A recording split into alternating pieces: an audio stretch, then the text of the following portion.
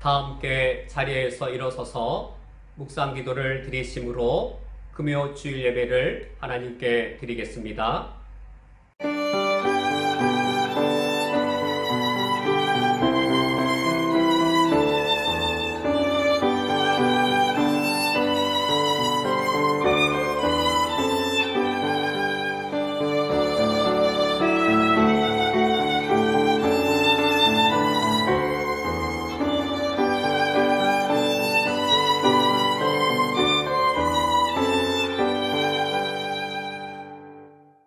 생명의 창조주 하나님을 찬양하라. 생명의 구세주 예수 그리스도를 찬양하라. 생명을 새롭게 조성하시는 성령 하나님을 찬양하라. 성삼위의 하나님을 찬양하라. 하나님 아버지시여, 저희들이 주님을 예배하기 위하여 모였사오니 이 자리에 오시어 저희들의 예배를 받아 주시옵소서. 하나님을 창조주로 높이며 이 세상의 모든 주권이 주님께 있음을 찬양합니다. 예수 그리스도 주님만이 우리의 구원주이시오니 주님만이 우리의 주인이십니다. 성령님만이 우리의 생명의 힘이시며 이제껏 주님으로 인하여 살았듯 우리 앞날도 성령 하나님으로 인하여 살 수 있사오니 주님을 예배합니다. 주님의 피조물로서 주님이 구속하신 주님의 소유물로서 주님을 예배하오니 이 자리에 오시어 저희들의 예배를 받아 주시옵소서. 예수 그리스도의 이름으로 기도합니다. 아멘. 다 함께 찬양하시겠습니다. 찬송가 38장 예수 우리 왕이여 함께 찬양하겠습니다.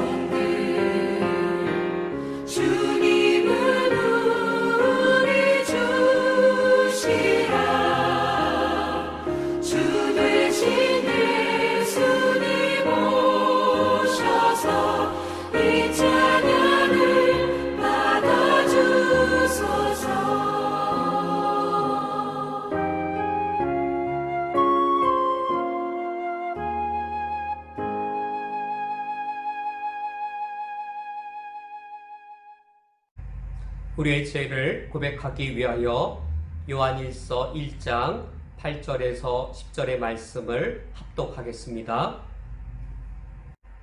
만일 우리가 죄가 없다고 말하면 스스로 속이고 또 진리가 우리 속에 있지 아니할 것이요, 만일 우리가 우리 죄를 자백하면 그는 미쁘시고 의로우사 우리 죄를 사하시며 우리를 모든 불의에서 깨끗하게 하실 것이요, 만일 우리가 범죄하지 아니하였다 하면 하나님을 거짓말하는 이로 만드는 것이니 또한 그의 말씀이 우리 속에 있지 아니하니라. 아멘.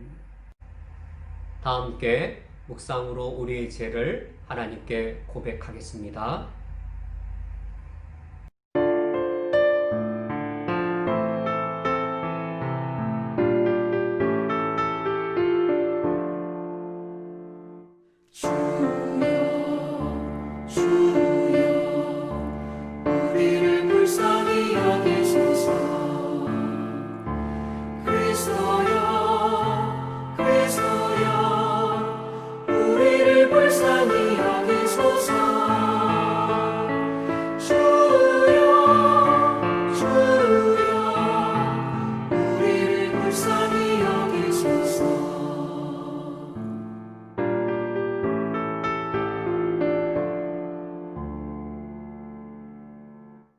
자비로우신 하나님 아버지시여, 저희가 생각과 말과 행동으로 하나님께 죄를 지었음을 고백합니다.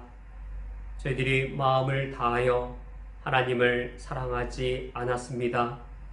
이웃을 내 몸처럼 사랑하지도 않았습니다. 주께서 원하시는 일은 행하지 않으면서도 주께서 원하시지 않는 일은 행하였사오니 저희들을 불쌍히 여겨 주시옵소서.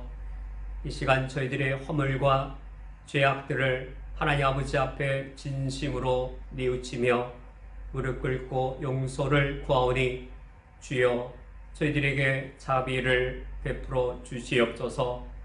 예수 그리스도의 십자가의 죽음에 의지하여 하나님 아버지 앞에 자비와 우리의 죄사함을 청하오니 저희들을 긍휼히 여겨 주시옵소서.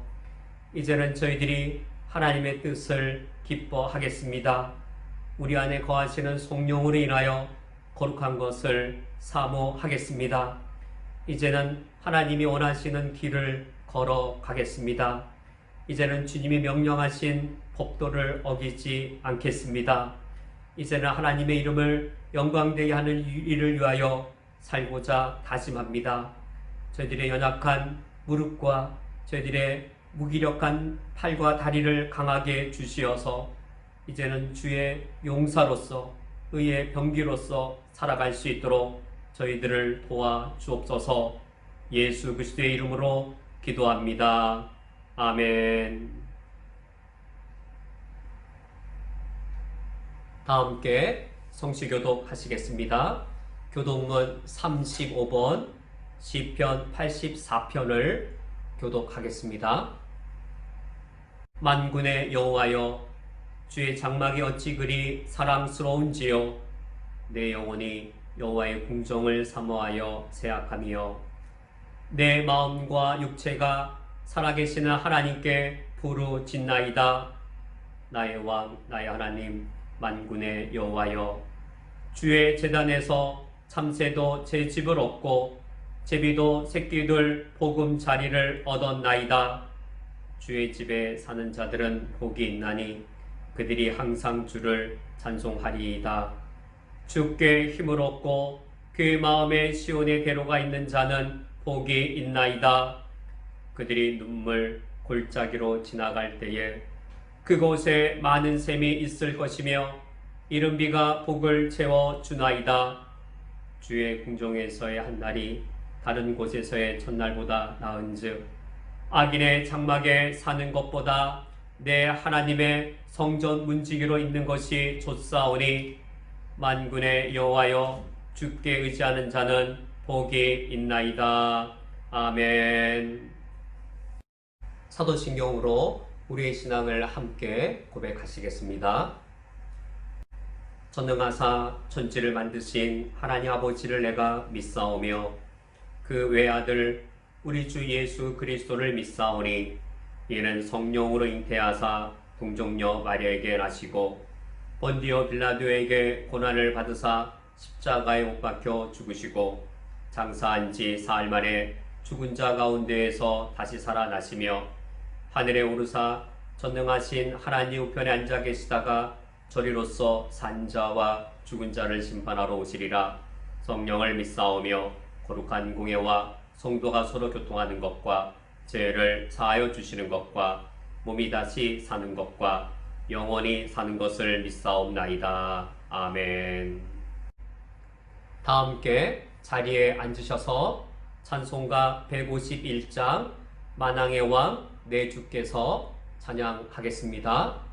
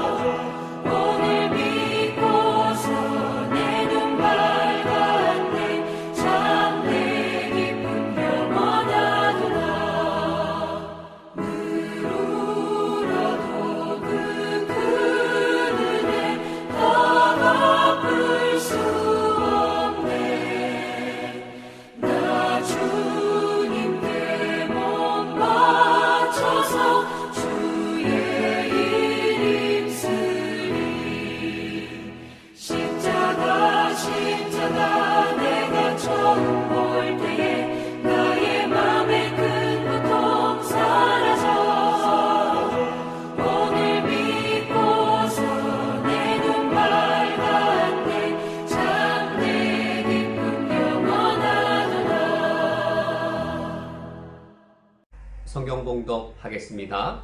오늘 성경 말씀은 구약성경 50조 창세기 32장 24절부터 31절까지의 말씀입니다.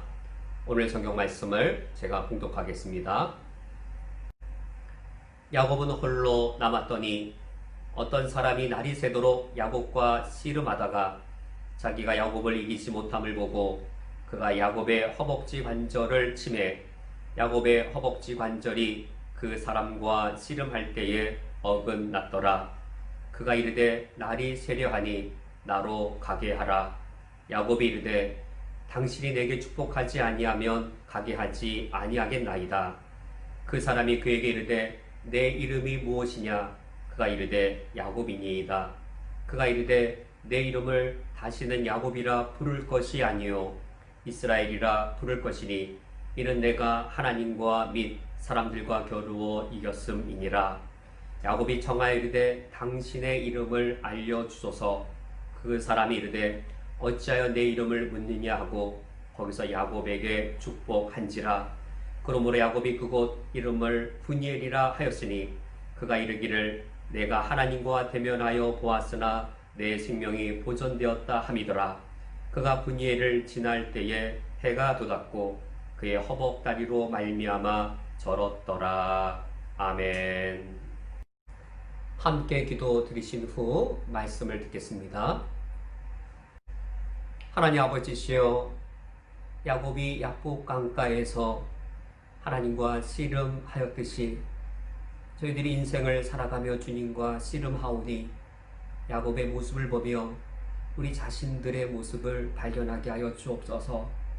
그러나 그 야복 강가에서 하나님께서 야곱을 이스라엘로 새로운 사람을 만드신 것처럼 저희들의 야곱의 모습을 깨뜨리시어 이스라엘로 새로운 사람으로 저희들을 빚어 주시옵소서.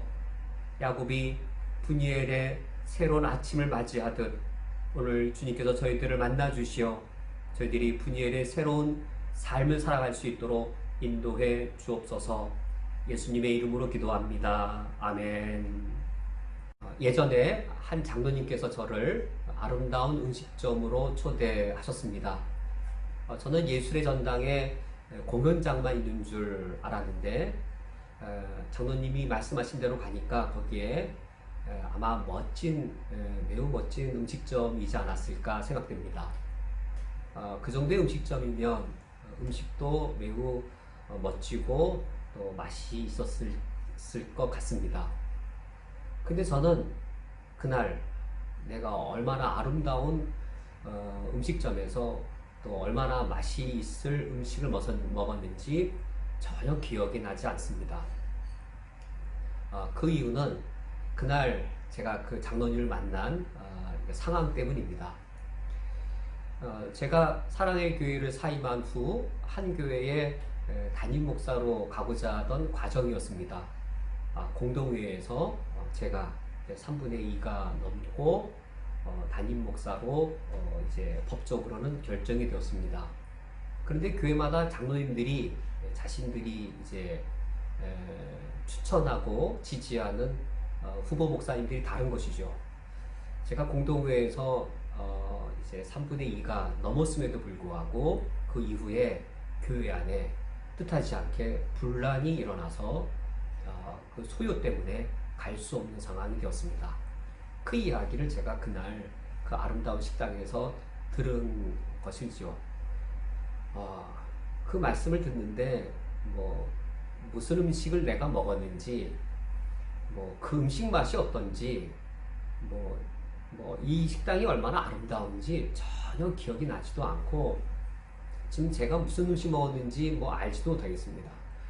오히려 그 밤에 그곳을 떠나 집으로 운전하며 갈 때에 미래의 불확실함, 그것은 저에게 공포처럼 다가왔습니다. 그때 우리 제 쌍둥이가 대략 한 3살 정도 됐을 때입니다. 사랑의 교회를 사임했으니 사택을 비워야 되는데 내가 어디 가서 살지? 내가 제 쌍둥이를 어떻게 먹여 살리지?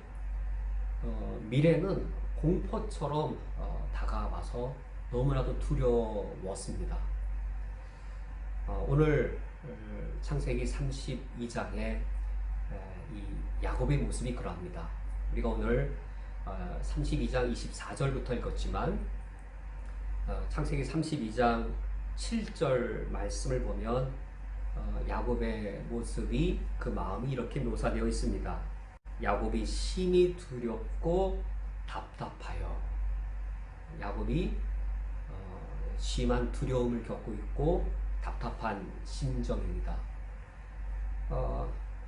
제가 이런 마음을 경험한 것 아마 우리 성도님들이 과거에 겪으셨거나 또는 코로나의 상황 속에 이런 상황을 겪으실 터인데 저도 그때가 이런 상황이 처음이 아니고 몇 번 더 목회를 하면서 이 심히 두렵고 답답한 가장으로서 우리 자녀들 어떻게 먹여 살리지, 그렇다고 목사의 양심을 어기고 타협을 할 수는 없는데 사표를 쓰고 여러 가지 그런 어려움들이 제게 있을 때마다 이 야곱의 이 심히 두렵고 답답한 상황들 저도 수차례 겪었는데 인생이 다 그렇죠. 성도님들께서 더욱이 쿠웨이트와 같은 타지에 와서 외국에서 생활하실 때 이런 미래의 불확실함, 그것이 공포로 다가오는 것은 우리에게 피할 수 없는 길로도 생각되어집니다.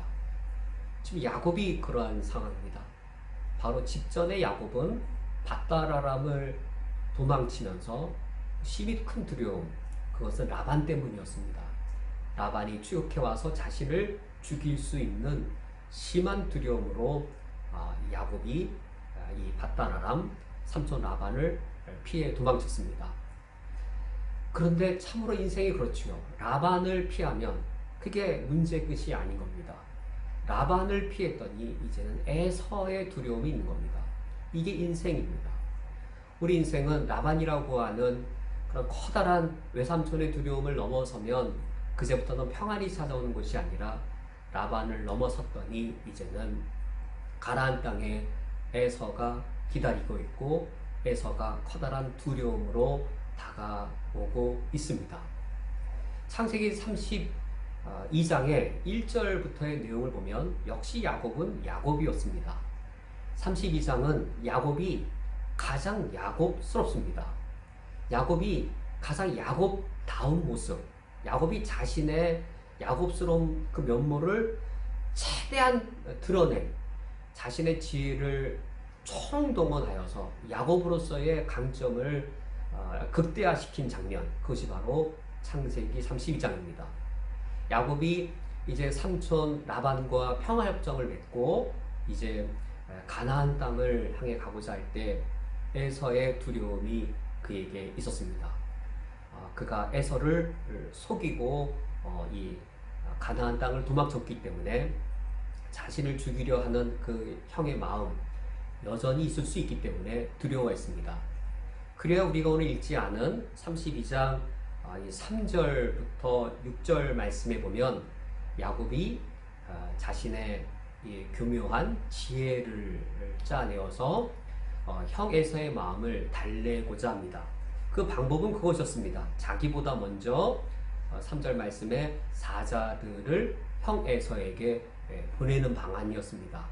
자기를 만나기 전에 먼저 자신이 보낸 이 사자들을 먼저 만난 후 그 후에 자신을 만나고자 한 것이었습니다. 이때 4절 말씀을 보면 여기에 자신의 종들에게 이렇게 말을 부탁합니다. 너희는 내 주 에서에게 가서 이같이 말하라. 주의 종 야곱이 이와 같이 말하기를 이라고 자신의 종들에게 말을 당부합니다. 에서를 내 주 에서라고 주라고 부르고 있고 야곱 그 자신을 주의 종 야곱이라고 호칭케 하여서 이 말을 에서가 먼저 듣고 야곱 자신을 만나게 하고 있습니다. 야곱이 참 치밀하고 이처럼 머리가 영민한 사람이었습니다. 무작정 형 에서를 만나는 게 아니라 이처럼 자신의 능력, 자신의 지혜, 깨를 다 총동원하여서 형 에서에 대한 두려움을 넘어서려 하고 있습니다. 그런데 그 종들이 형 에서를 만나고 돌아와 전달해 준 이야기는 매우 충격적이고 두려운 내용이었습니다. 6절 말씀에 사자들이 야곱에게 돌아와 이르되 우리가 주인의 형 에서에게 들은즉 그가 400명을 거느리고 주인을 만나려고 오더이다. 이 당시에 400명은 큰 숫자이고 에서가 거느린 400명은 무장을 한 군인들이었습니다.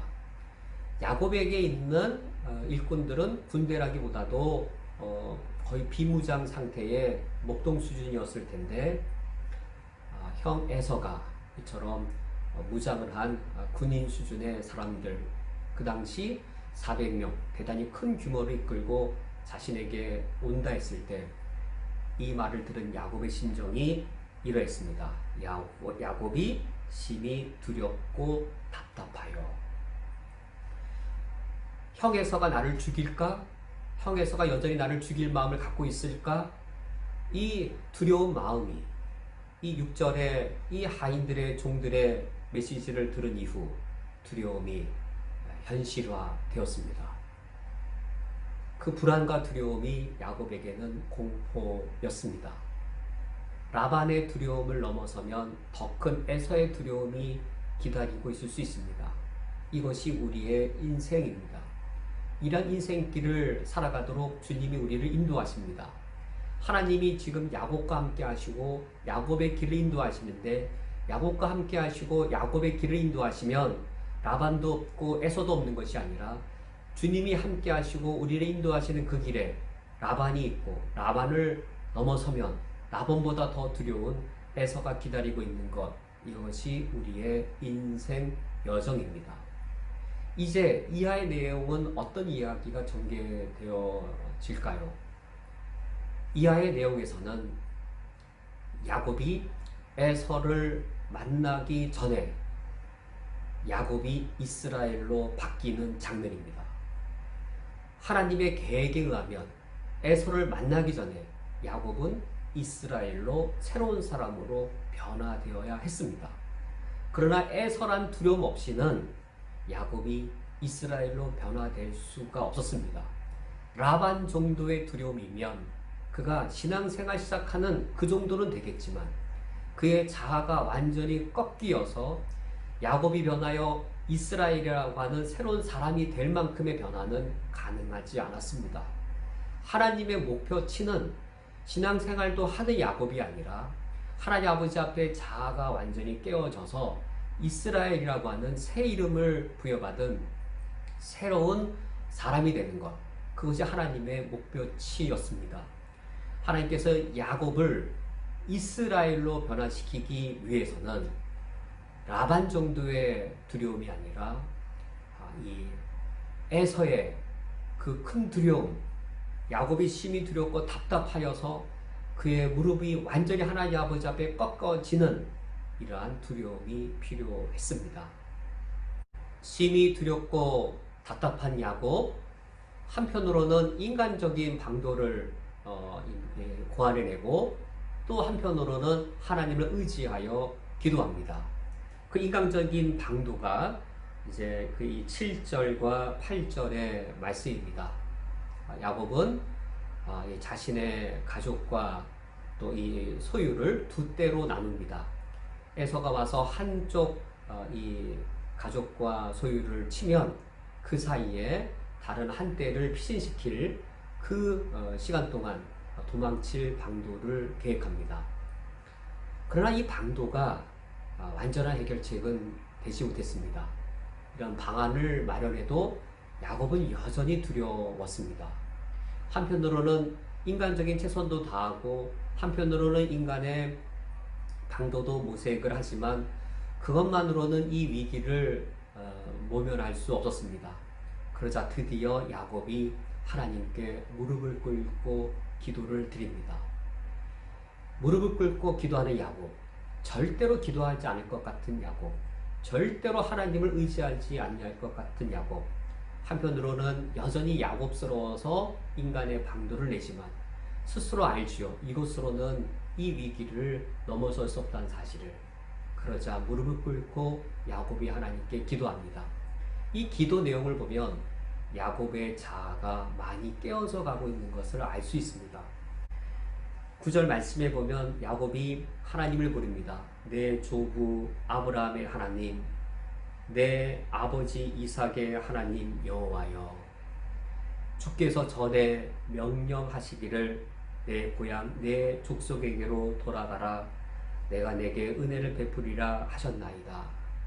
지금 야곱이 하나님께 기도하고 요청할 때에 내가 이것을 원하니 들어주옵소서라고 자기의 요구를 요청하고 자기의 주장을 요구하는 것이 아니라 자아가 깨어진 후 내가 주님의 명령을 따르오니, 내가 주님의 명령대로 순종하오니 주님이 명령하신 건 이루어 주옵소서라고 지금 자신의 인생의 주체였던 그가 이제 하나님이 내 인생에 명령하시고 주님이 이루시면 나는 그것을 따르는 객체가 되어져서 야곱의 자아가 깨어지는 모습을 볼 수 있습니다. 10절에서도 야곱은 말하기를 하나님의 은총을 고백합니다. 나는 주께서 주의 종에게 베푸신 모든 은총과 모든 진실하심을 조금도 감당할 수 없사오나 내가 지팡이만 가지고 이 요단을 건넜더니 지금은 두 때나 이루었나이다. 야곱의 이 고백 정말 진실된 것이지요. 20년 전 야곱의 모습이 이제는 아닙니다. 내가 가진 것 주님의 은혜였다라고 그가 하나님 아버지 앞에 무릎 꿇고 겸손히 고백을 합니다. 그러면서 11절에 그의 두려움 가운데 하나님께 호소하기를 내가 주께 간구하오니 내 형의 손에서 내 에서의 손에서 나를 건져 내시옵소서. 내 형의 손에서 에서의 손에서 나를 건져 내시옵소서. 나를 건져내시옵소서라는 이 간청은 나를 살려주옵소서라는 하나님을 향한 이 간청입니다. 내 생명 살려 주옵소서. 코로나의 위기 속에 정말로 우리의 생계와 생명이 위협을 받는 우리 성도님들이 우리 중에 있습니다. 정말 우리가 꼭 이 코로나 상황이 아니어도 그 이전에라도 정말 하나님 나 살려주세요. 내가 더 잘 먹고 더 잘 살려고 하는 게 아니라 내가 정말 사는 길이 정말 답답하고 정말 주님이 날 살려주시지 아니하시면 나 정말 살 길이 없습니다. 이와 같이 하나님께 고백할 수밖에 없는 절박한 상황이 있습니다. 지금 야곱이 그러합니다. 그러면서 12절 말씀에 야곱은 하나님의 계획을 자신의 인생의 계획으로 받아들인 자의 고백을 하고 있습니다. 주께서 말씀하시기를 내가 반드시 내게 은혜를 베풀어 내 씨로 바다에 셀 수 없는 모래와 같이 많게 하리라 하셨나이다. 하나님이 내 인생에 계획을 갖고 계시는데 그 인생의 계획을 주님이 이루셔야 하지 않습니까? 내 인생의 계획 주님이 이루어 주시려면 나를 살려주셔야 하지 않습니까? 라고 야곱이 하나님께 기도하고 있습니다. 이렇게 기도를 한 야곱, 하나님을 믿기 때문에 기도했던 야곱, 그러나 기도를 마치고 나니 다시금 두려움이 몰려왔습니다. 인간적인 방법을 택하였던 야곱, 그래 두 때를 나누었지만 인간적인 방법을 다해도 두려움이 여전히 남아있어서 기도하였던 야곱, 기도를 마치고 나니 또다시 두려워졌습니다. 그래서 야곱은 또다시 인간적인 방도를 사용합니다. 13절의 이하의 내용인데 13절에 야곱이 거기서 밤을 지새고 그 소유 중에서 형 에서를 위하여 예물을 택하니, 지금 이 장면이 베델에서의 그 장면과 많이 유사합니다.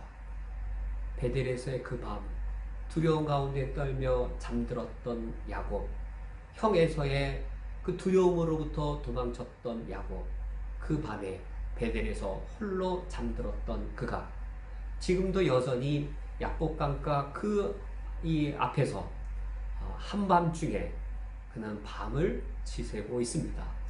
형에서가 그에게 공격하러 올 두려움에 그가 두려워하면서 그가 그 밤을 지새고 있습니다. 그러면서 그가 인간적인 방도를 내는데 그것은 형 에서를 위하여 예물을 드리는 것이었습니다. 그 예물의 양이 14절과 15절에 보면 상당히 풍성한 것이었습니다. 암염소, 수염소 등등 매우 많은 이 분량의 가축을 형 에서에게 보냅니다. 이 야곱이 여전히 야곱스러운 것이죠. 현실에 있어서 또 최선을 끝까지 다하는 겁니다. 이 가능성이 없어도 가능성을 1%의 가능성이라도 보이면 그것이라도 최선을 다합니다. 이게 야곱의 모습이었습니다. 대단히 현실적이고 그리고 강하고 그리고 이제 가능성이 없을지라도 최선을 다하고 이런 야곱의 모습이었습니다. 자신의 힘을 최대한으로 극대화하는 야곱의 모습이었습니다. 그런데 한 번에 이 14절과 15절에 이 많은 분량의 예물을 한 번만 갖다 드리는 게 아니고 16절을 보면 그것을 각각 때로 나누어 종들의 손에 맡깁니다. 한 번에 많은 양을 형에서에게 주는 것보다 이것을 나누어 주는 것이 훨씬 더 효과적이기 때문입니다. 19절에 보면 그 둘째와 셋째와 각대를 따라가는 자에게 라는 말을 보면 최소한 이 때를 넷 이상으로 구분한 것을 알 수 있습니다. 그러면서 이 네 때로 나누어서 예물을 보내면서 단순히 예물만 보내는 것이 아니라 자신의 종들에게 당부한 메시지가 있었습니다. 18절에 보시면 대답하기를 주의 종 야곱의 것이요 자기 주 에서에게로 보내는 예물이오며 야곱도 우리 뒤에 있나이다. 이 문구 하나하나를 보면 얼마나 야곱이 머리가 영민하고 그리고 이 하나하나의 말을 통해 형 에서의 마음을 움직일 수 있는 효과적인 그런 멘트들인지 알 수 있습니다. 여전히 자신을 주의 종이라고 부르게 하고 있고, 에서를 향해서는 자기의 주라고 호칭하게 한 후, 이 에서 주인의 종 야곱이 지금 우리 뒤에 있습니다. 형 에서를 만나러 오고 있습니다라고 이것을 여러 번 듣게 하고 있습니다. 예물과 더불어 이 메시지를 듣게 함으로 이 효과를 극대화하고 있습니다.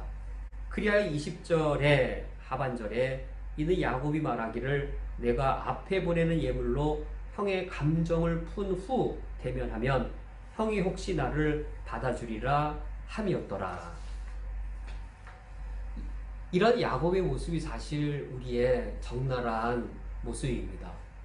우리가 어려움을 닥칠 때에 한편으로 인간적인 최선을 다하고 또 한편으로는 불안하여 하나님을 기도하지만 그래도 여전히 불안하여서 하나님을 완전히 믿지 못하는 불안을 겪기도 하고 또는 인간으로서 최선도 다하는 이런 야곱스러운 모습이 우리의 모습입니다. 이제 32장 21절 말씀을 보면 이제 야곱이 자신이 할 수 있는 최선의 방도를 다한 후 이제 그 후에 남겨진 모습이 묘사되어 있습니다. 21절 말씀에 그 예물은 그의 앞서 보내고, 이렇게 보내다라는 말이 언급되어 있습니다. 그는 무리 가운데에서 밤을 지내다가 이때가 여전히 어두운 밤이었습니다. 22절에 밤에 일어나 두 아내와 두 여종과 11 아들을 인도하여 약복 나루를 건널세. 21절에 이 약복강을 건네어 보내었습니다. 예물을 먼저 보내었습니다. 22절에 그의 아내들과 자녀들을 약복강을 건네어 보내었습니다.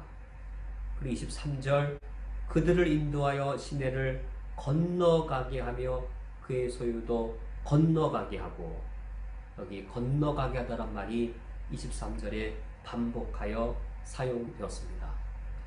예물을 보내었고 그의 가족들을 건네었고 그의 모든 소유도 다 건너갔습니다.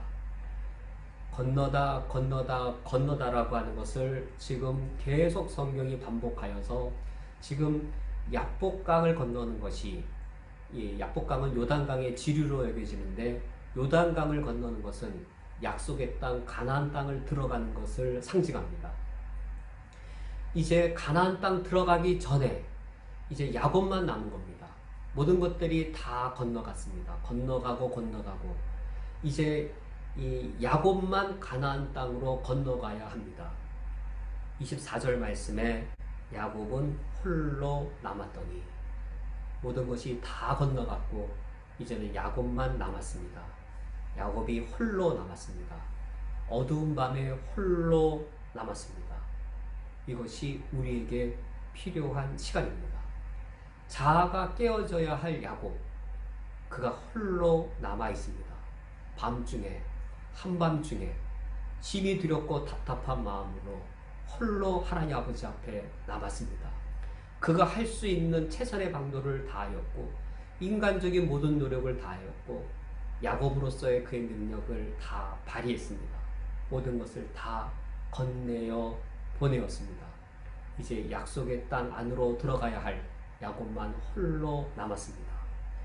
24절 상반절 야곱은 홀로 남았더니, 우리에게 필요한 시간입니다.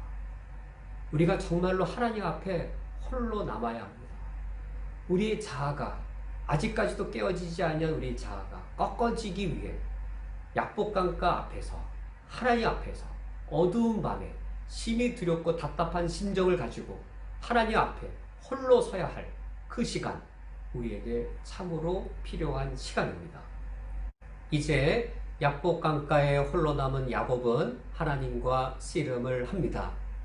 오늘 성경 말씀 24절에 야곱은 홀로 남았더니 어떤 사람이 날이 새도록 야곱과 씨름하다가, 여기 어떤 사람은 바로 하나님이신 것이 그 후에 명시적으로 드러납니다. 야곱은 하나님과 씨름을 하게 되어지는데 여기에 언어 유희가 사용되었습니다. 야곱, 약복, 씨름하다. 이 세 단어가 히브리어로는 유사한 발음들이 납니다. 야곱, 그 히브리어로는 야코브, 약복강 할 때 약복은 야보크. 여기 그 24절에 야곱과 씨름하다가 할 때 씨름하다가 예아바크입니다. 야코브, 야보크, 예아바크. 야곱이 약복 강가에서 하나님과 씨름하다. 야코브가 야보크에서 야바크하다. 이제 같은 어휘가 유사한 어휘가 함께 사용되었습니다. 그리하여 야곱이 이 약복 강가에서 하나님과 씨름했다라는 사실을 매우 중요하게 부각시키고 있습니다. 씨름이라고 하는 것은 우리나라의 씨름 경기도 마찬가지이지요. 두 선수가 힘을 부딪히되 상대방을 꺾어서 넘어뜨리면 이기는 경기입니다. 그것이 씨름입니다. 서로가 힘을 다해서 상대방을 쓰러뜨리려고 할 때 그때 서로 각자는 양쪽 다리에 힘을 주고 쓰러지지 않으려고 버팁니다. 이것이 씨름입니다. 이처럼 야곱은 하나님과 씨름하면서 자신의 두 다리에 큰 힘을 주고 쓰러지지 않고자 버티었습니다. 자신의 두 다리로 서 있고자 힘을 내었습니다. 그 싸움이 날이 새도록 지속되었습니다. 하나님은 야곱을 쓰러뜨리려고 하고 계셨고 날이 새도록 야곱은 버티면서 쓰러지지 않으려 했습니다. 야곱은 자신의 인생을 여전히 자신의 힘으로 살아가고자 힘을 내고 있었습니다. 그리하 25절 자기가 야곱을 이기지 못함을 보고 하나님이 우리 인간을 이길 수 없습니다. 전능하신 하나님, 우리 인간을 꺾으실 수 있을 것 같지만 하나님이 우리를 인격적 존재로 창조하셨기 때문에 우리가 하나님 아버지 앞에 고집을 부리면 하나님도 우리를 꺾으실 수 없습니다. 하나님이 우리를 인격적 존재로 창조하셔서 때로는 우리를 꾸짖으실 수도 있겠고 여러 번 반복하여 우리를 권면하실 수도 있겠지만 우리가 우리 의지를 이처럼 야곱과 같이 굳게 할 때면 하나님도 우리를 이기실 수 없습니다. 그리하 25절에 하나님이 하신 방도는 야곱의 허벅지 관절을 치시는 것, 예전 번역 환도뼈를 치시는 것, 그것이 하나님의 방도였습니다. 허벅지 관절, 이 환도뼈는 사람이 서 있을 수 있도록 지지해주는 역할을 하는 부위입니다. 야곱은 하나님 아버지 앞에 자기가 홀로 서겠다라고 자신의 힘을, 이 자신의 허벅지 관절에 힘을 줄 때에 하나님은 바로 거기를 치셨습니다. 야곱이 자신의 자아를 내세울 때 그 자아를 치셨습니다. 그리하여 씨름할 때에 야곱의 그 관절이 어긋나게 되었습니다. 이 아픔을 겪고도 하나님 아버지 앞에 내 자아를 꺾지 않을 것인가? 이게 마지막 지정입니다. 하나님 나 살려달라고 하나님께 절박하게 외치는 순간에도 이처럼 자아가 살아있는 게 우리 인간의 모습입니다. 형 에서로부터 나를 구해주옵소서라고 말할 정도면 우리 자아가 사실 다 깨어진 것 같지만 아닙니다. 그처럼 절박하게 우리가 하나님 아버지 앞에 살려달라고 외칠 때에도 여전히 나에게는 나의 욕망이 남아있고 나의 탐욕이 남아있습니다. 이처럼 절박하게 나를 살려달라고 말할 때에는 그때만 지나면, 그때만 모면하면 또다시 살아날 나의 자아가 여전히 남아있습니다. 여전히 나의 꿈이 남아있고 나의 야망이 남아있고 나의 명성에 대한 욕망이 여전히 목말라 있고 여전히 살아있는 것이 우리 인간의 모습입니다. 야곱이 밤새도록 이처럼 하나님께 살려달라고 하면서도 자신의 자아를 꺾지 않았던 그였기 때문에 하나님께서 야곱의 환도뼈를 치셨는데 이때라면 야곱의 자아가 깨어졌을까 안 깨어졌을까? 이때조차도 안타깝게도 깨어지지 않는 사람이 있습니다. 여전히 깨어지지 않는 사람이 있습니다. 야곱도 여전히 이 순간에 자기 자아를 고집했을까? 이때 26절에 야곱이 하나님께 당신이 내게 축복하지 아니하면 가게 하지 아니하겠나이다 라고 말하고 있고, 다른 성경에 의하면 야곱이 울면서 하나님께 나를 축복해 달라고 애걸하였다라고 기록하고 있습니다. 야곱의 자아가 깨어졌습니다.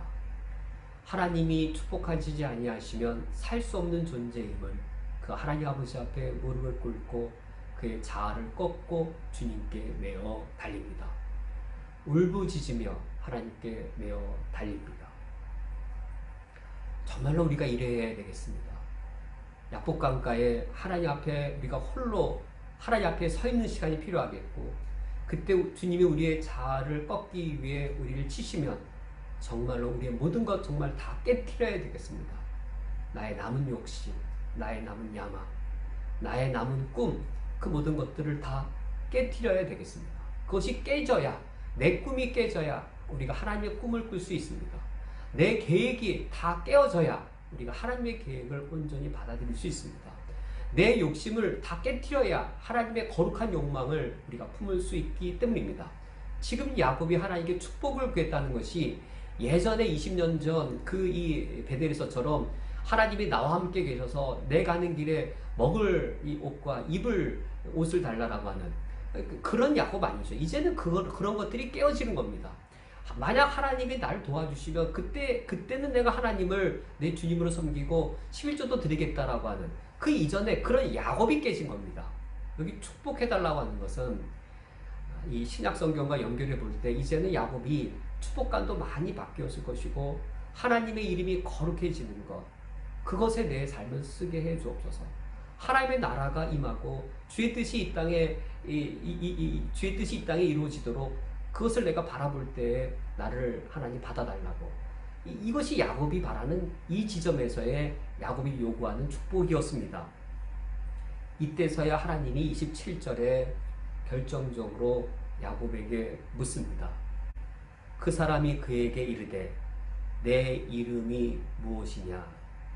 그가 이르되 야곱이니이다.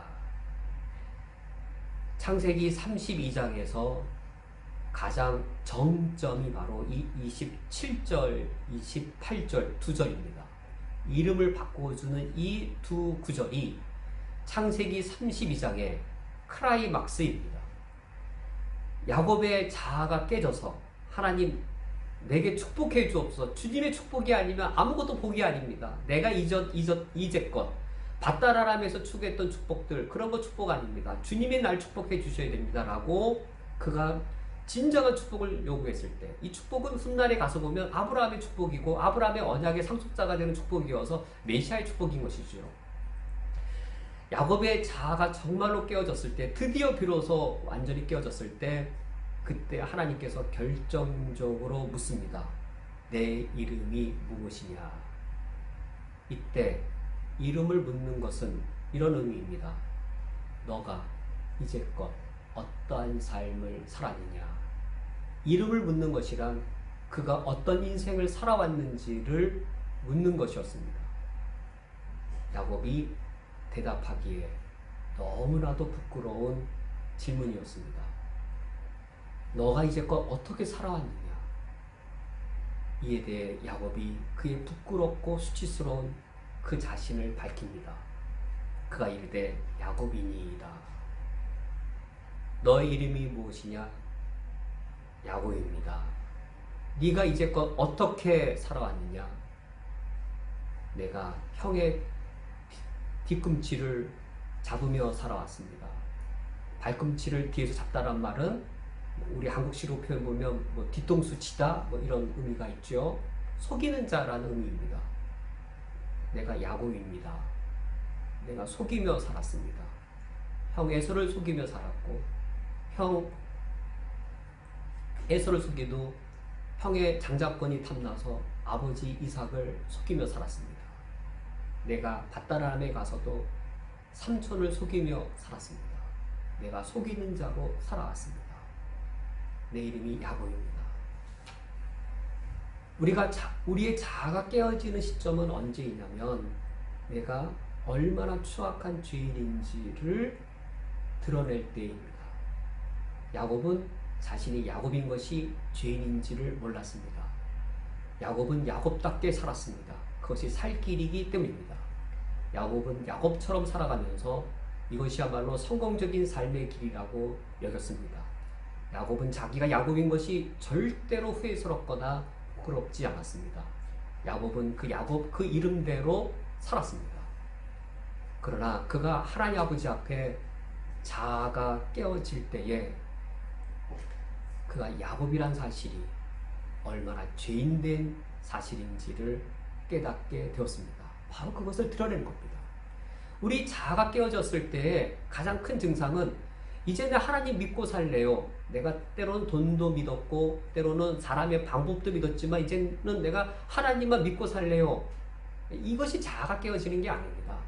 자아가 깨어진다라고 하는 것은 내 인생의 모든 계획을 다 내려놓는 겁니다. 나의 모든 야망이나 이런 걸 다 내려놓는 걸 말하는 것이지, 종교성이 더 강해져서 비나이다 내가 이 간절히 비나오니 빌고 비오니 내가 신을 전적으로 믿사오니 내가 믿는 거 이뤄달라고, 이런 게 자아가 깨어지는 건 아닙니다. 내가 신을 전적으로 믿습니다라고 하는 것은 종교성이 강화되는 것이지 그게 자아가 깨어지는 게 아닙니다.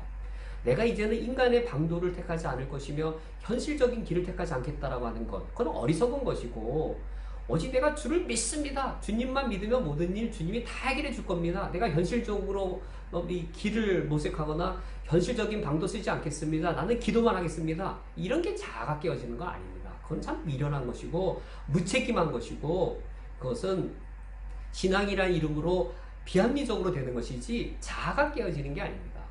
자아가 깨어지는 것이란 내 계획, 내 인생 계획을 내가 다 깨트려서 하나님 계획을 받아들이고 내 꿈과 내 야망을 다 깨트려서 하나님의 계획과 하나님의 비전과 하나님의 거룩한 이 욕망을 내가 받아들이는 것이고, 하나님의 계획 가운데 내 인생을 드리는 것이 자아가 깨어지는 겁니다. 나의 자아가 깨어지는 것이란 바로 그런 진정한 시점이란 내가 나의 모습이었던 것, 죄인으로 보이지 않았던 내 모습이 얼마나 추악하고 부끄러운 죄인의 모습인지 내가 정말로 자각을 하고 내가 야곱입니다라고 나의 이름을 하나님 아버지 앞에 드러낼 때, 내가 죄인됨을 진정으로 알고 회개할 때, 내가 가장 깊은 곳에서 이제껏 내가 살아왔던 내 삶, 내 인생 전체를 드러내면서 내 인생 전체가 죄인이었던 것을 드러낼 때, 그것이 자아가 깨어지는 겁니다. 바로 사도 베드로가 그러했습니다. 밤새도록 물고기를 잡다가 한 마리도 잡지 못했던 그 상황, 기적이 일어났습니다. 많은 물고기를 붙잡은 모습을 보고 베드로가 두려움에 떨며 예수님 앞에 무릎을 꿇고 그가 한 말은 이것이었습니다. 내 주여 나를 떠나소서, 나는 죄인이로소이다. 물고기 잡는 어부가 물고기 잡는 게 뭐가 죄인가요? 야곱이 야곱처럼 사는 게 뭐가 죄인가요? 현실을 현실적으로 사는 게 뭐가 죄인가요?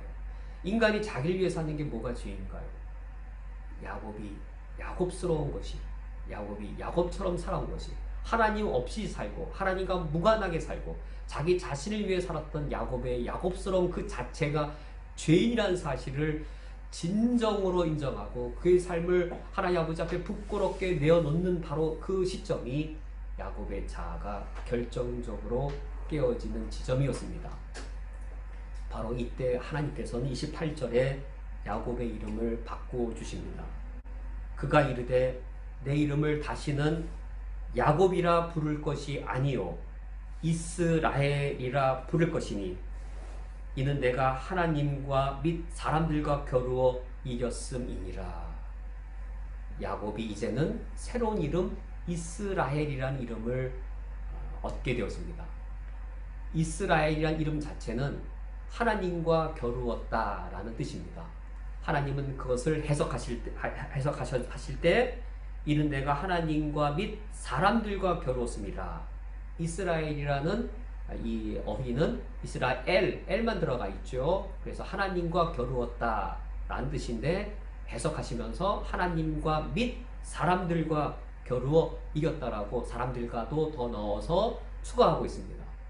이 사람들에 포함된 것은 에서, 그리고 이삭, 라반을 비롯한 사람들과 겨루었던 야곱의 과거의 모습, 이제는 약복강가에서 하나님과도 겨루었던 야곱의 모습.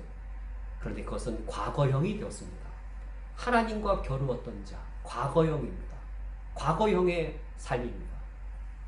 하나님과 겨루었던 자, 이스라엘. 그는 이제 더 이상 그렇게 살지 않습니다. 그 신앙 고백입니다. 내가 과거에 하나님과 겨루었던 사람입니다. 내가 과거에 나의 지혜로 속임수로 사람들과 겨루었던 사람입니다. 그런 삶을 살았던 사람입니다. 그게 과거형입니다. 이젠 신앙 고백입니다. 이젠 그렇게 살지 않겠다라고 하는 그의 신앙 고백이 담긴 한편은 부끄러우면서도 한편은 새로운 그의 삶이 보여지는 이름입니다. 이제는 야곱이라 불려지지 않을 것이고 그것은 과거형이 되었고 이제는 이스라엘로서 새로운 삶을 살 것을 하나님이 예비하십니다. 이제 약복강을 건너간다는 것은 이제 약속의 땅으로 들어가는 것인데 야곱이라는 옛 이름으로 들어가는 것이 아니라 이제는 그 삶은 과거형이 되었고 이스라엘이라고 하는 새로운 이름으로 이제는 약복강을 건너서 가나안 땅으로 들어가는 것이죠. 약속의 땅으로 들어가는 것이죠. 하나님께서 20년 전 베델에서 너를 다시금 이 약속의 땅으로 돌아오게 하리라라고 하나님 약속하셨는데 하나님이 그 약속을 이루시려면 야곱이 야곱인 상태로 돌아가서는 안 되는 것이었습니다. 이 가나안 땅에 들어가려면 야곱은 이스라엘이라고 하는 새로운 존재로 바뀌어서 그 후에 가나안 땅에 들어가야 했습니다. 하나님께서는 이처럼 야곱을 이스라엘로 그의 자아를 깨뜨리신 후 새로운 존재로 그를 만드셨습니다. 우리가 읽은 마지막 절 30절과 31절에 야곱은 그 장소를 분이엘이라고 이름을 짓습니다. 20년 전 베델에서 하나님을 만난 그 자리를 그는 베델이라고 이름을 지었다면 20년이 지난 지금 그 장소를 분이엘이라고 이름을 짓습니다. 베델과 분이엘을 비교해보면 공통점이 많습니다. 그리고 차이점도 있습니다. 하나님을 만났다라고 하는 그 사실에서 공통된 이 사건이었습니다. 그런데 차이가 있습니다. 베델에서는 그가 밤에 하나님을 만났습니다. 그리하여 그 자리를 베델, 하나님의 집이라고 이름을 지었습니다. 그러나 이제 그가 분이엘이라고 하나님의 얼굴이라고 그 장소의 이름을 지을 때는 아침 해가 떠오르는 3시간의 때였습니다. 베델이 밤이었다면 분이엘은 하루의 시작을 의미하는 아침의 때였습니다. 31절 말씀에 그가 분이엘을 지날 때에 해가 돋았고 베델의 밤에 야곱을 찾아오신 하나님, 20년 후 다시 약복강가에서 야곱을 찾아오신 하나님, 그 하나님은 여전히 20년 동안 베델의 그 하나님은 20년 동안 야곱과 동행하셨고 그리고 20년이 지난 지금 그 야곱을 이스라엘로 바꾸오셨습니다. 이것을 경험하면서 야곱은 그곳을 분이엘이라고 이름을 지었는데 그가 분이엘을 지날 때 해가 돋았고 너무나도 아름답고 멋진 장면입니다. 하나님의 얼굴이라고 하는 그 뜻의 분이엘. 베델에서도 하나님을 만났고 약복강가에서도 내가 하나님을 만났는데 그래 그 장소를 하나님의 얼굴, 내가 하나님을 대면하였다라고 그 장소를 하나님의 얼굴이라고 신앙 고백을 하고 그곳을 야곱이 걸어갈 때에 분이엘의 새로운 아침해가 떠올랐습니다. 그리고 31절의 하반절 그의 허벅다리로 말미암아 절었더라. 분이엘의 새로운 해가 떠오를 때에 이 햇살에 이 비추어 걸어가는 야곱은 걸어갈 때에 절룩절룩거리며 걸어갔습니다. 이것이 분이엘이 보여주는 마지막 장면입니다. 분이엘의 아침 햇살이 떠올라서 이제는 이스라엘로서의 새로운 삶이 시작될 때에 야곱이라는 과거의 삶이 중단되고 이제는 분이엘의 해가 떠올라서 이스라엘로서 그가 처음 살아갈 때에 그가 걷는 걸음은 이제는 절룩절룩 거리는 것이었습니다. 왜냐하면 환도뼈가 그의 이 관절뼈가 허벅지의 관절뼈가 부러졌기 때문입니다. 그는 이스라엘로 살아갈 때에 홀로 서기로 그의 단단한 건강한 두 다리로 걸어가는 그 삶이 아니라 이제는 절룩절룩거리면서 하나님 없이는 살 수 없다고, 하나님으로 인하여 살아왔고 하나님으로 인하여만 살아갈 수 있다고 절룩절룩거리며 그가 이후의 삶을 살게 되었습니다. 오늘 말씀을 맺도록 하겠습니다. 야복 강가에 홀로 남은 야곱, 바로 우리여야 되겠습니다. 분이엘의 새 아침을 맞이할 때 절룩거리며 걸어갔던 이스라엘의 그 삶, 우리의 삶이 되어야 하겠습니다. 오늘 말씀을 기억하시면서 이제 우리들이 살아갈 때에 야곱의 옛삶을 죽이고 이스라엘로서 새로운 삶을 시작하겠다라고 하나님께 다짐하며 함께 기도하시겠습니다.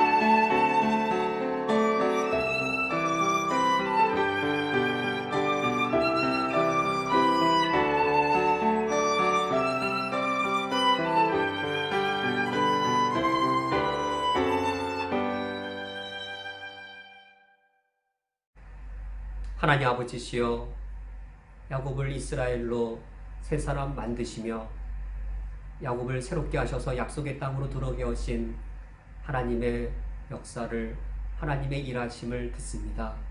야곱 안에 역사하신 하나님의 그 일들이 우리의 삶 속에서도 동일하게 이루어졌사오니 저희들이 야곱에서 이스라엘로 새 사람이 날마다 되게 하여 주옵소서. 분이엘의 새 아침을 맞이할 때에 야곱이 더 이상 홀로 서기를 고집하지 아니하며 절뚝거리며 걸어간 것처럼 저희들도 절뚝거리며 살아가게 하여 주시옵고, 하나님 우리에게 보여주시는 분이엘의 새 아침, 이스라엘로서 하나님의 참된 사람으로서 우리 인생을 살아가게 하여 주옵소서. 예수 그리스도의 이름으로 기도합니다. 아멘. 다 함께 찬송가 292장 주 없이 살 수 없네 찬양하면서 하나님께 봉헌하겠습니다.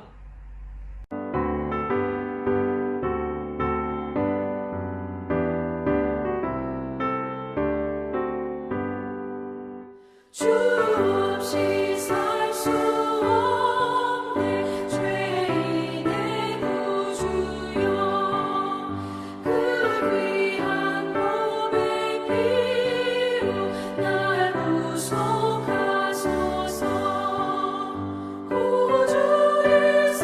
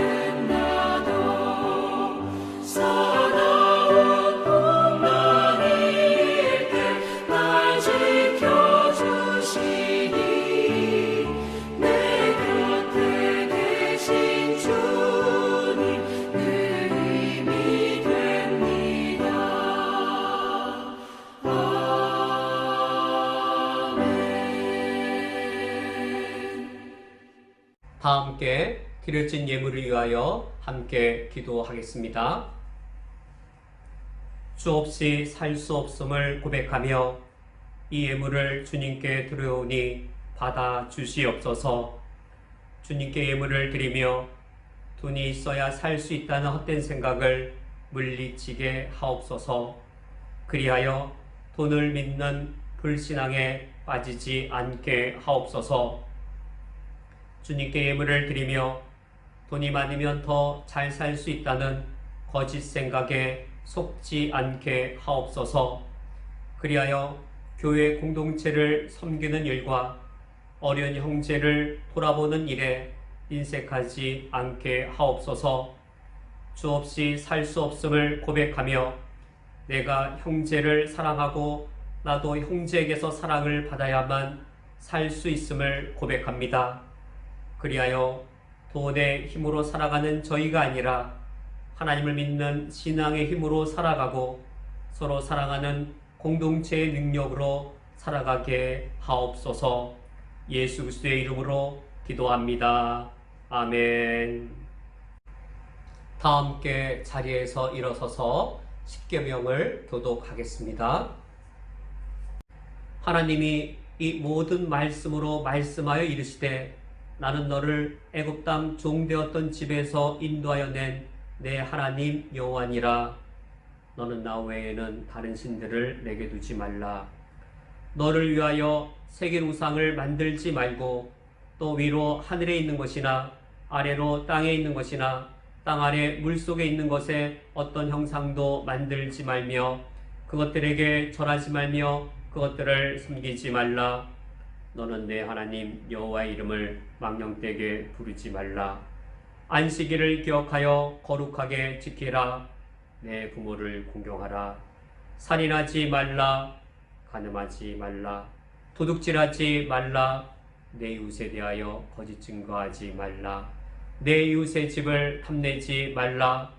예수께서 이르시되 내 마음을 다하고 목숨을 다하고 뜻을 다하여 주 너의 하나님을 사랑하라 하셨으니 이것이 크고 첫째 되는 계명이요 둘째도 그와 같으니 내 이웃을 내 자신같이 사랑하라 하셨으니 이 두 계명이 온 율법과 선지자의 강령이니라. 아멘.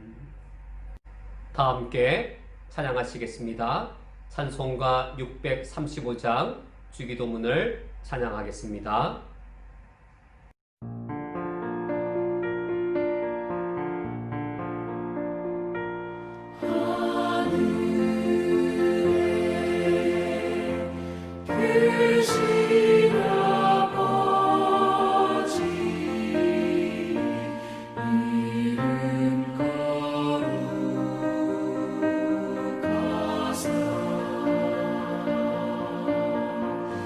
주님 나라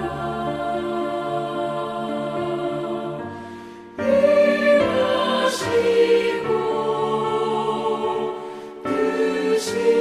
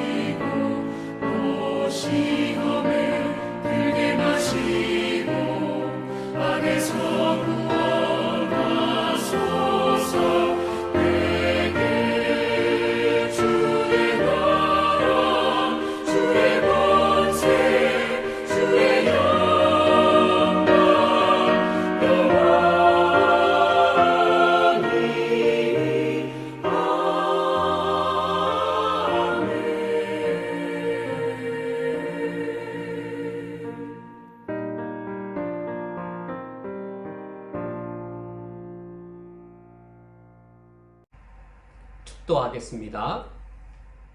지금은 우리 주 예수 그리스도의 은혜와 하나님 아버지의 무한하신 사랑하심과 성령 하나님의 역사하심이 이 땅을 살아갈 때에 거룩한 하나님의 백성으로서 살아갈 것을 다짐하는 쿠웨이트 한인연합교회 위에 각 처소에서 주를 찬양하는 모든 주의 권속들 위에 영원토록 함께 있을지어다. 아멘.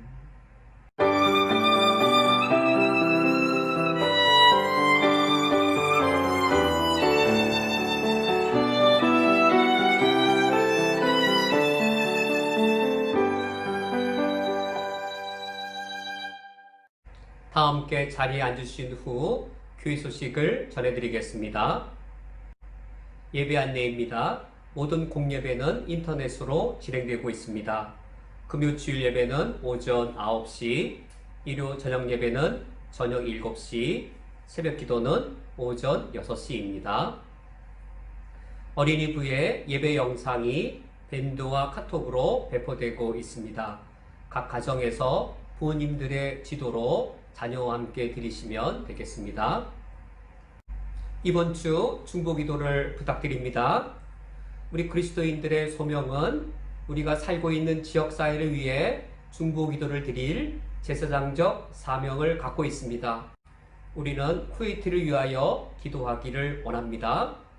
현재 쿠웨이트 사회가 코로나의 어려움을 겪고 있는데 이 위기를 잘 극복하게 하시며 경제 활성화를 이룰 수 있도록 쿠웨이트 국왕의 건강을 지켜 주시옵고 정치적, 사회적 지도자들의 안녕을 돌보아 주시도록 쿠웨이트 국가가 경제적으로 번영하고 또 간영을 풍성히 베풀어서 많은 국가가 혜택을 함께 누리되 특별히 경제적으로 어려운 국가의 국민들이 그 혜택을 풍성히 누릴 수 있도록 기도를 부탁드립니다.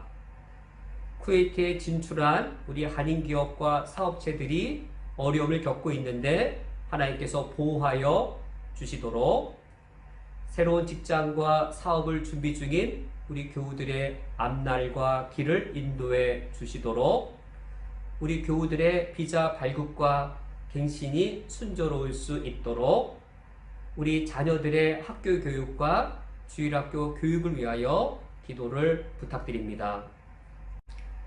현지 선교부 소식입니다. NECK에는 80여 개의 콩그리게이션들이 있습니다.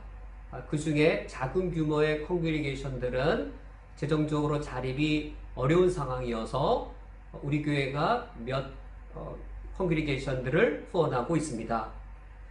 NECK의 클리닉 센터도 후원하고 있습니다. 특별히 요즘과 같이 경제적으로 어려울 때에 푸드케어 센터 사역이 매우 필요한 상황입니다. 우리 교회가 푸드케어 사역에도 함께 협력하고 있습니다. 우리 교회가 이 현지 선교 사역을 지속적으로 감당할 수 있도록 우리 성도님들의 기도와 관심 그리고 선교 헌금의 참여를 부탁드립니다. 구역예배 소식입니다. 온라인 구역장 모임은 월요일 오전 10시에, 온라인 구역 예배는 수요일 오전 10시에 있습니다. 정기당회가 오늘 오후 2시에 화상회의로 모이겠습니다. 헌금을 드리기 원하시는 성도님께서는 오프라인 헌금이나 온라인 헌금 중에서 가장 편리하고 자유로운 방식으로 드리시면 되겠습니다. 헌금을 드리는 자세한 방안은 주보를 참조하시면 되겠습니다. 각 구역장님께서는 헌금함을 이번 주 토요일 정오까지 아리랑 게스트 하우스로 가셔서 반납하시고 새 헌금함으로 교환하시면 되겠습니다. 이제 옆 사람과 함께 인사 나누시면서 하나님의 약속 축복송으로 폐회하겠습니다.